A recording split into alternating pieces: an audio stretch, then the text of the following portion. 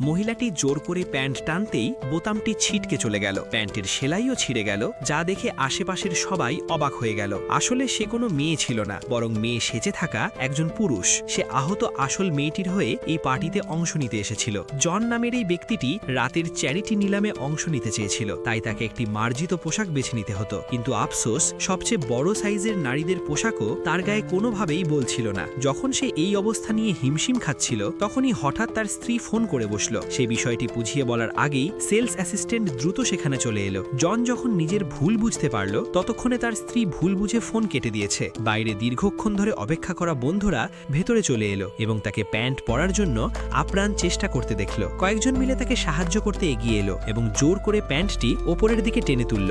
জন নিজের পেট ভেতরের দিকে চেপে ধরল। অবশেষে কোনো মতে সেটি পরা সম্ভব হলো। এরপর সে জড়তা নিয়ে ট্রায়াল রুম থেকে বের হয়ে এলো। তার হাঁটার ভঙ্গি ছিল ভীষণ অদ্ভুত। বন্ধুরা জলদি তাকে সতর্ক করে দিল, সোজা হয়ে দাঁড়াও, কোনো গড়বড় করো না। কিন্তু কে জানতো যে বোতামটি আবারও ছিটকে যাবে। তার শার্টটি সরাসরি ফেটে গেল এবং প্যান্টের সেলাইও খুলে গেল। পুরো হল জুড়ে সবাই স্তব্ধ হয়ে গেল। যাই হোক, কোনো রকমে পার্টিতে পৌঁছানোর পর অদ্ভুতভাবে সামনের টেবিলের ব্যবসায়ী মিস্টার স্মিথ তার প্রতি একটু বেশি আগ্রহ দেখালেন। এমনকি সবার সামনে নিজের তথাকথিত বিশেষ প্রতিভা প্রদর্শন করলেন। পর্যাপ্ত তহবিল সংগ্রহের জন্য জনকে বাধ্য হয়ে দাঁতে দাঁত চেপে এই সবকিছু সহ্য করতে হচ্ছিল। ভিডিওটি ভালো লাগলে অথবা মুভির নাম জানতে চাইলে কমেন্ট করুন।